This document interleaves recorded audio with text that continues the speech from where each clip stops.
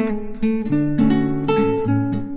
am Ms. Lakshanya. I am from grade 5th in DMI.𝐒𝐭.𝐉𝐎𝐒 Matriculation School at Cherampattu. I would like to talk a few lines about rainwater harvesting. The process of collecting rainwater from the rooftop of the building is called rainwater harvesting.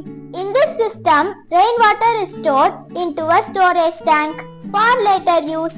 Rainwater available in the open spaces around the buildings may also be recharged into the ground. It is another method of rainwater harvesting. The government of Tamil Nadu leads the nation in implementing rainwater harvesting program.